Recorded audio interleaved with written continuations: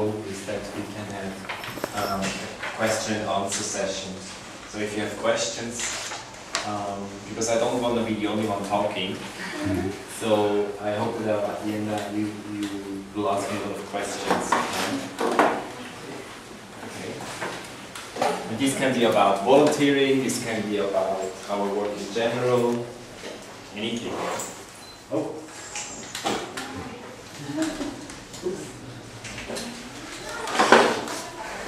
Where do I help?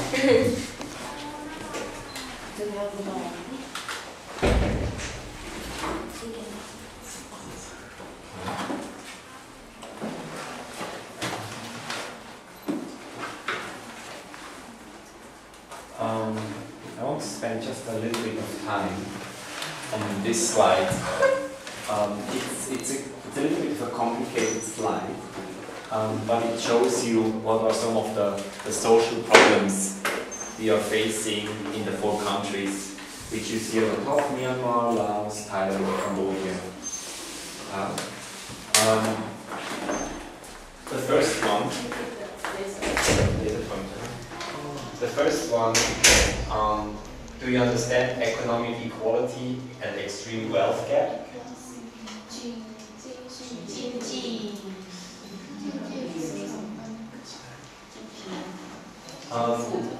Wealth gap means you have a few very rich people. 贫富差距啦 the difference, very high difference. A big difference in wealth the wealthy and the poor. People have. And then also, economic inequality means that there are few people that have all the opportunities to make more money, but all the people in the rural or remote areas have almost no opportunity to make money. Then number 2 is lack of understanding for ethnic and indigenous people. Do you know what it means, ethnic and indigenous people? Indigenous, Aboriginal? Yes, like Aboriginals, like in Taiwan. Australia they call Aborigines, right? I think also in Taiwan you have some indigenous people, right? Living in the mountains, right? Yeah, in the mountain we have more than 15 different tribes and 300,000 people. Exactly. Yeah. And actually, we call it actually the Mekong sub-region. These 4 countries we call the Mekong sub-region, has many different ethnic groups. Many. And each ethnic group, here in Thailand, they are called hill tribes, because these are the people living on the top of the mountain. But they have their own culture, their own language, their own wisdoms, and so on. And a lot of people do not really understand these people. Especially often the government doesn't understand them and often discriminates against them. This one is probably quite easy. Corruption and lack of governance.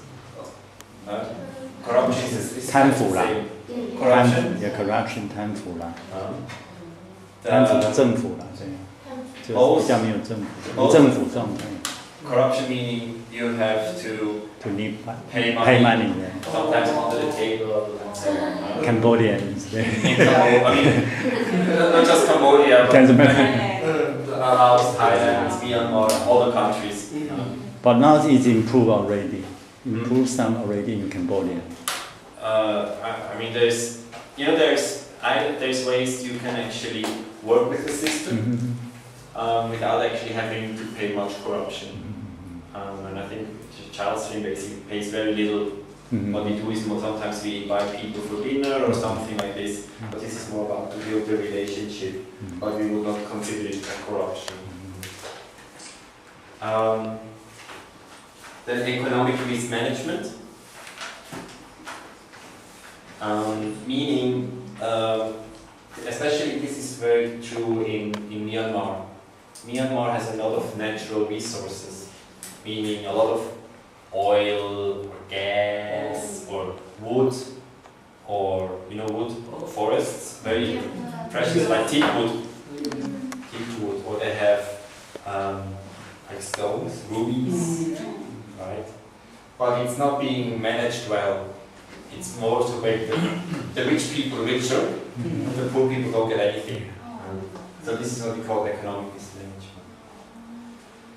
And then I think this one also very important, civil war, and political unrest, instability. Civil war very recently in Cambodia with Khmer Rouge, right? We have maybe heard of Khmer Rouge? No? Khmer Rouge, do you know? Khmer Rouge. The people in Cambodia. 就是那个啦，就是30年，对，应该怎么讲？我一下想不起来。Okay. Also in Burma now, still the Burmese military fights against the ethnic minorities, like these people. So there's war. Not actually, only about 200 kilometers from here. There is war going on right now. People are being killed and people shoot at each other. So now what does it mean for children? It's basically children very often don't have passport, have no birth certificate, have no legal status. Very often they have almost no access to education, so they can't go to school. Often their whole village is being moved somewhere else. This is called forced displacement. And we have many, many refugees and migrants, illegal migrants, from Burma, from Laos, to come to Thailand and work here. And also many of them are children. So children need special protection, huh? Or this creates children that need special protection.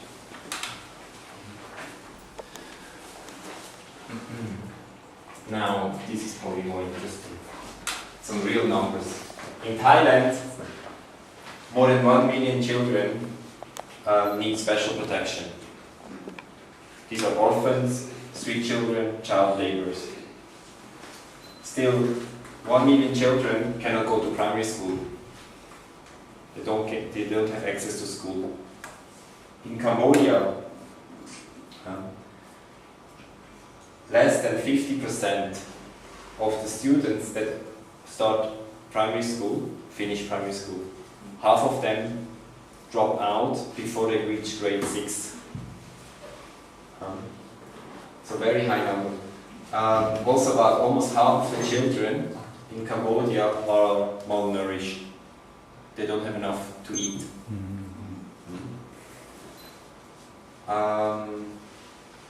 Here in Myanmar, I have a health statistics. In the area where we work in Myanmar, every third child dies before the age of 5. Okay, this is because of malaria, because of fighting, because of diarrhea, because of all the community diseases. So very high. This number here, like 30%, doesn't exist anywhere else in Asia anymore. Only in some African countries still have so high numbers. Laos, still about 20% of all villages have no school. And I think this is very surprising to me even, is only 15% of the population has finished primary school. You know, and only 5% has finished secondary school.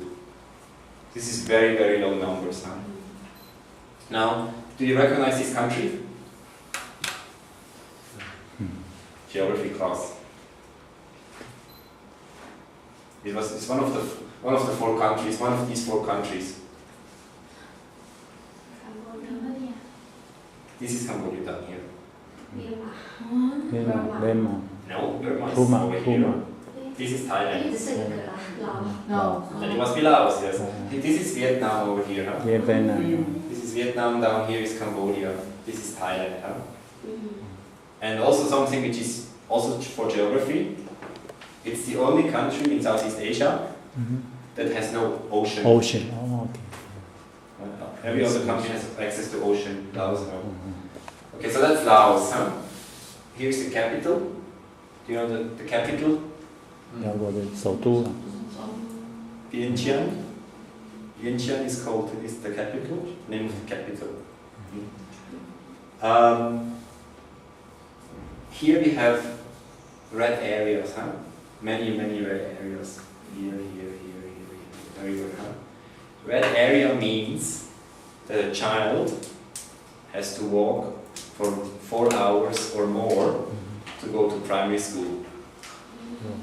So if you are living here, you have to walk every day 4 hours to go to your school and 4 hours to go back to your home.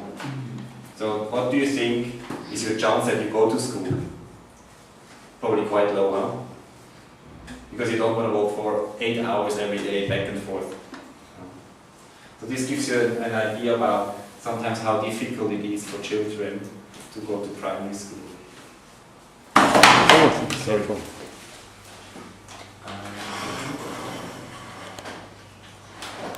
This one I think is not so important.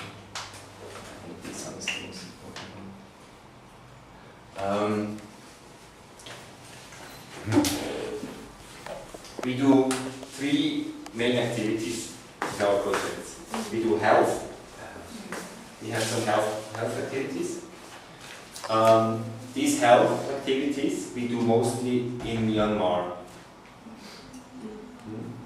What we try to do is to reduce or prevent children from dying. Very simple. Because you have seen 30% of the children die before the age of 5. So we want to bring this number down, to reduce this number. No? And the way we do this is we have malaria control program to prevent children from getting malaria. We have vitamin A and deworming program. We have immunization. You know that you have injection and you, I don't know how you say immunization. Vaccination, immunization. So to prevent children from dying. Normally these children are quite young, from like 0 to maybe 6, 7 years old, and most of them. From there, we do basic education. Actually, our main objective is education. Right? We are an education organization. But in the area of Myanmar, we felt it's so important to do health first that we had to look at health. Because too many children were dying before they can go into our schools. So we do basic education. And here what we do is we build schools, we build learning centers, boarding houses, and also we provide learning materials to them. What we want to achieve is that education for all. That on this level, this is primary and secondary level, that all the children can get to go to school. And then from here, we will take them on to our higher education programs. This is, we have junior colleges, we have the university scholarship, we have also vocational and skill trainings.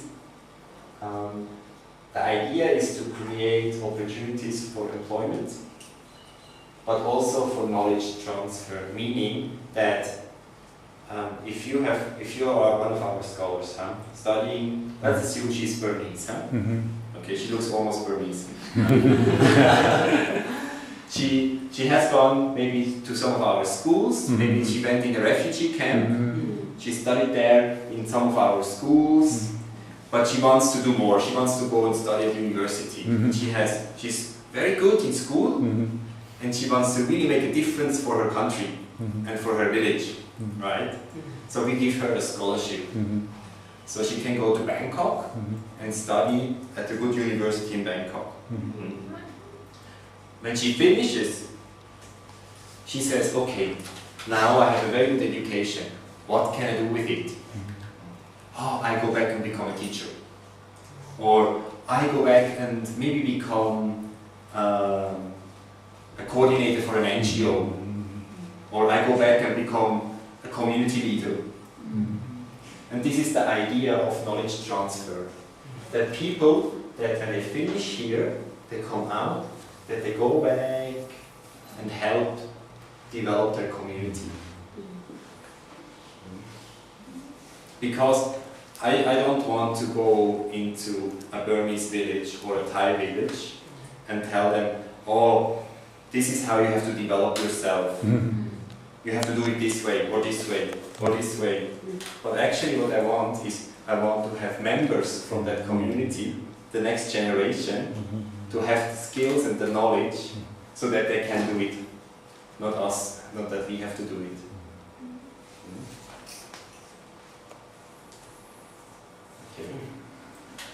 Okay.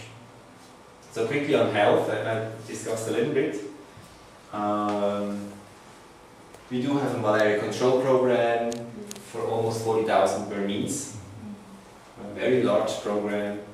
We have vitamin A deworming for about 35,000 children.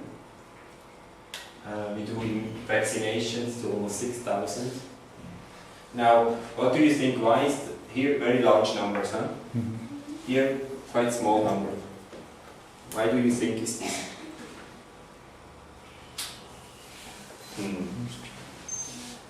A very logistical reason. This one, vaccinations need to be cold, need to be in a refrigerator. All the vaccines have to be stored in a refrigerator. And this is inside Burma, where there is no electricity. So we can only reach this amount of students because no electricity. So our doctors, they have backpack with ice, lots and lots and lots of ice, and they will walk for maybe 10 hours, 12 hours, 2 days, 3 days, 4 days to go and reach the children and give them the shot and the medicine. Okay. And then something which we also have, this is for instance a case, we have a children medical fund. In this area where we work inside Myanmar, a lot of children need surgery. Many of them have heart problems with their heart, and we will bring them here to Chiang Mai University here in Chiang Mai and pay for their operation. So we have, at the moment, we have probably, coming close to 800 children that have gone through operation here in Chiang Mai. And without us, they would die. So we had to bring them here. Okay. Now this one is more easy to understand. Okay. This is Thai's area. She's a specialist for this. Let's start with this one first. We have built about more than 80 schools on various levels, from nursery schools, primary schools, secondary schools. Here you can see some examples. This is a school, how it looks like in Laos, right? Normally no walls, very bad, no concrete, only wood, very dirty, the roof leaking when it rains, so the students get wet. When it's windy, no school, because they're afraid it will collapse. Right? So you don't want to go to a school like this, right? This is how the school looks afterwards. The same. Here actually, the community started by themselves. They tried, they did the roof and everything, but then they had no more money. So we go in and help them and finish the building. So we have done about, probably by now about 90 of these schools for almost 20,000 children. In the schools. Then another one is boarding house. And boarding houses are very important. Boarding houses is an accommodation at the school, so that the students from faraway villages can stay there from Monday to Friday. So they come on, it's very funny when you go and see this. You know, on Sunday in the afternoon, all these small children come with a lot of things carrying, because what they bring rice from home, because they will stay there from Monday to Friday and they have to bring the rice, maybe about 5 or 6 kilo rice from home, because the school will give them vegetables and some curry, but they have to bring the rice from home. They will stay there. But this is very important, especially to allow children to go to secondary school. And then also what we do is we provide a scholarship program for high school students. Because what we don't want is we don't want to build infrastructure at high school, because these are normally very big schools already. Like one district has one high school, which is in the main town. So we don't want to give them more support, but we want to allow our students from our primary and secondary schools to go and study there. So we give them money to go and study there. Okay. And then the last one is high school, higher education. We have at the moment about 70 students, scholars, studying at university. We have about more than 1,000 students studying in our 12 colleges in the refugee camps. In 7, we have 7 refugees, we cover 7 refugee camps.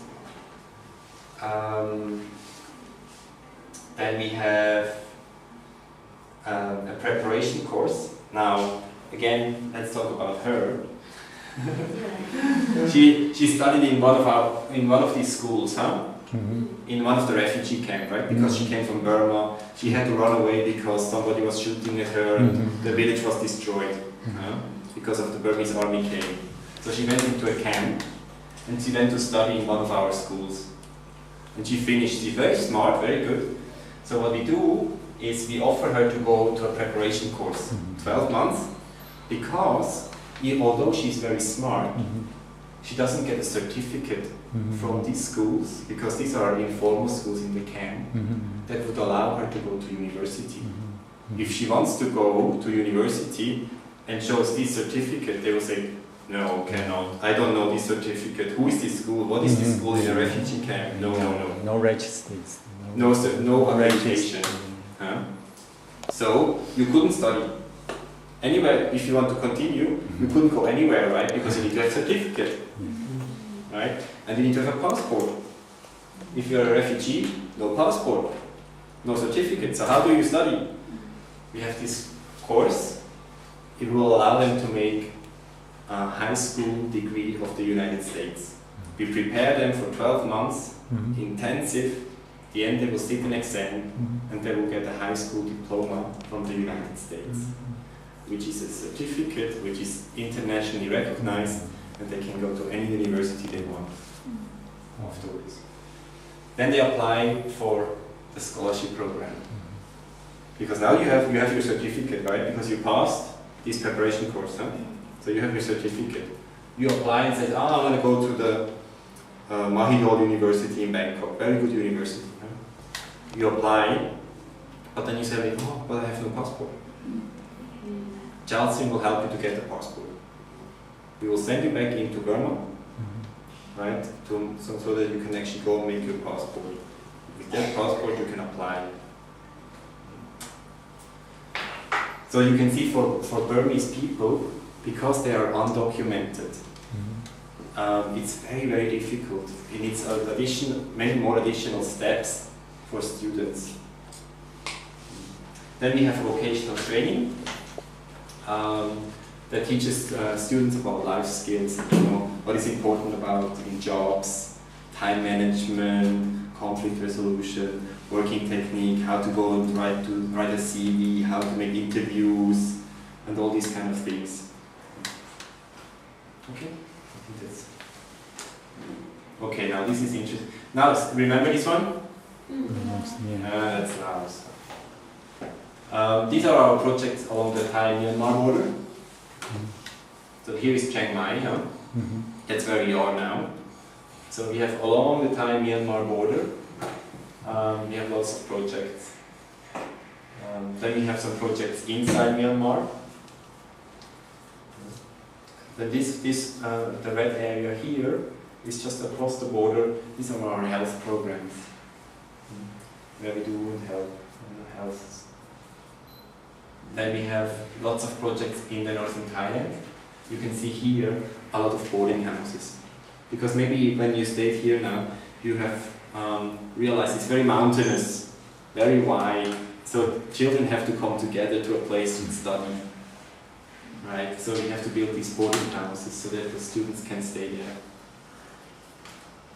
Then in Laos, because as I said, still 20% of the villages have no schools. So we build schools, many schools. We have about 44 schools, 3 nurseries, 1 boarding house. And in Cambodia also we build lots of schools. We do have a small office there with about 5 staff, 5 Cambodian staff. Here in Chiang Mai we have about 25 staff. Okay. This is how we spend the money. Interesting is that about 70% of our money is going for Burmese, to Burmese beneficiaries.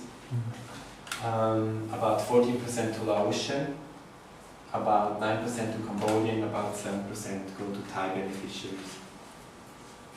And this is how you can see how we split between basic education, higher education, health.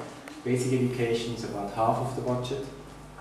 Higher education is about 40%, and health about 60%. Okay. Yeah, let's go back. I think what is really important is this one. I don't want to talk about all the rest, but I think this is very important for us. You can't do social work if you don't enjoy it. So I think you must have the right motivation. And it links very well to volunteering. Don't do volunteering if you are not 100% committed. Or because you want to say like, oh, it looks nice if I can say to my school that I have been doing volunteering, or it's nice if I want to apply for a job. Do it with your heart. Don't do it for your CV, or don't do it for your mother or father, or don't do it for the school.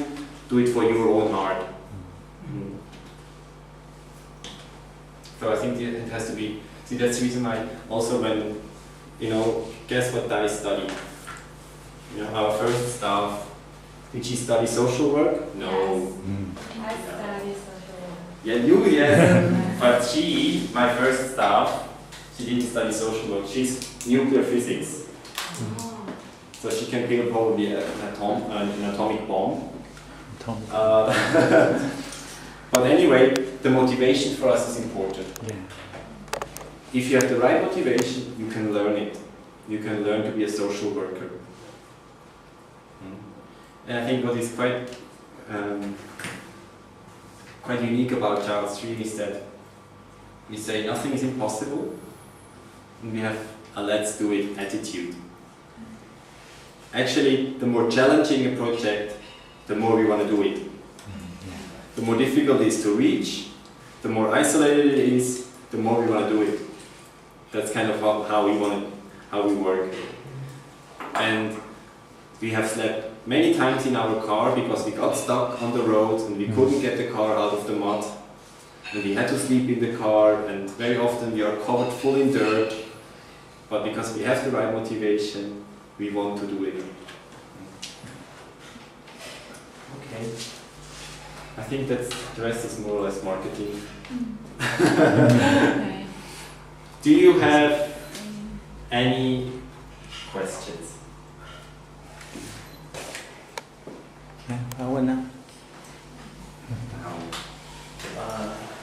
Actually, your project, a slide say you have to do 3 activities. First is health, basic education, and higher education. And your goal is you want to help community to develop their own young people, Yes. next generation. And when they are grow up, they come back to the community. Yes, exactly. My question is, do you calculate how many years we can finish this goal? Actually, we see it happening already. We can see students, maybe not from our primary schools, but we can see them from our schools, from our refugee camps, that they have gone through our scholarship program and they have returned back. So some of the schools are now run by former students of that school but they were on a scholarship with us, and they become like the headmaster or the headmistress of the new school, of that school. So we see this already happening. It's just like a circle. Yes. It's a circle, but a circle that is like a spiral upwards. Right? Because every time when somebody goes back, this person helps to develop the community, brings in new ideas, brings in new initiatives to the community. And then the next generation is coming. And so it goes upwards. So I think ultimately we will be able to help the community go out of poverty, lift them out of poverty and go and develop them. In the process, I think you may face many challenges. I want to know what's the difficult problem or the challenge if you want to start the circle. I mean, there are a lot of challenges. I'm lucky that you say challenge, not problems. Yeah, challenge. Because No problem. challenge can be solved, right? What are some of the challenges? What do you think? For BE, about basic education. I would say the people. You meet different people. You meet students, you meet the community, you meet the official education people. So it depends who you meet and what is the challenge that can happen. For me, I think dealing with people is the most challenging. But the work itself, like building the school or this kind of thing, is not much trouble. I think the challenge, as you said, I think is to be able to select the right community. Yes. And to be able to make a good decision on the information we have.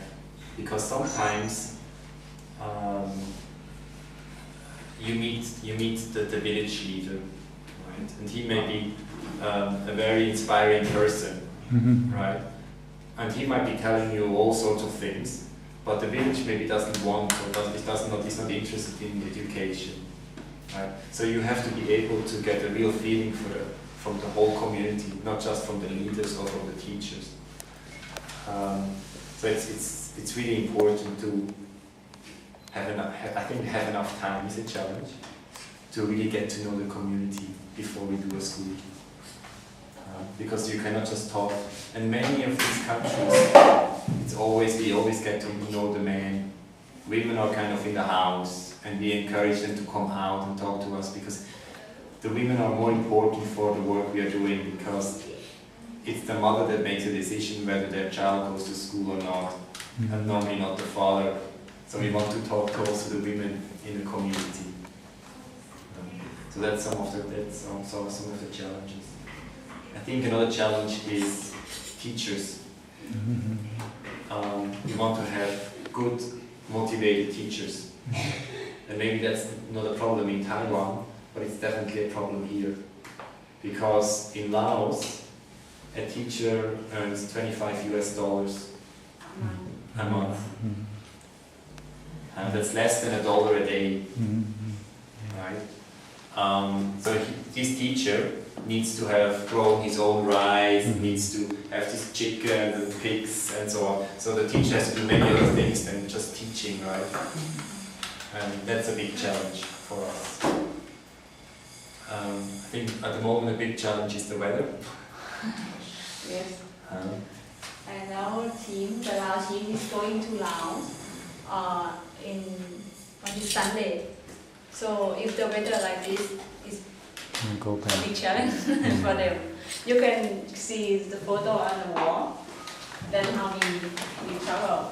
See, here we have to dig out the car. Sometimes we are being pulled by trucks. I mean, all the time, right? We go through water and we can have a look afterwards. So that's the challenge. I think another challenge more from a management point of view is to match the projects to the right donors. At the moment I have been only talking about what we do, and I didn't tell you much about how we actually get the money right? So I think fundraising is probably a real challenge, especially donors expect a result very, very quickly. You know, most of our donors are coming from the developed countries, like Taiwan, like Singapore, like Hong Kong, where everything has to happen very, very quickly because time is money. Efficiency and effective. Very efficient, you know, has to but this is not something which we can do quickly in the communities where we work. You know, it takes time. Long time. It takes a long time, yes. But I think only if it takes a long time, it's sustainable.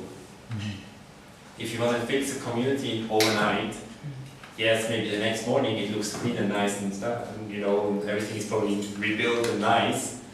If you go and visit in 1 year later, it's probably the same as it was before. So I think it takes time, because it also has to do some about changing attitudes, changing minds. You know. It doesn't happen overnight. It's to do more, you know, to do more things for the society. So we do like the children camps, and we talk a lot about volunteering, helping out in the community and so on. So we try also in our schools where we work with the children to encourage them to also do volunteer work. Well done. And I think also from the government is very good that you have this program to allow some of your, you know, it's a very good incentive to encourage students to study hard and then, you know, to be able to go somewhere, experience new cultures. I have one more question. Do you have any volunteering experience before university? Before? No. No. Okay.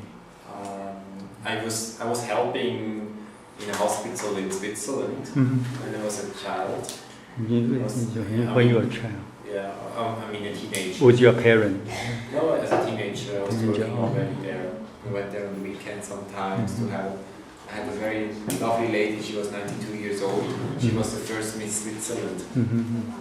The very first Miss Switzerland. Now she's long dead, but at that time she was 92 years old. And I went to play chess with her, and I got her around in the wheelchair. So a little bit, but not much. Not much. And then afterwards it was all about business and banking and so on until I had. Money is more important. Yeah.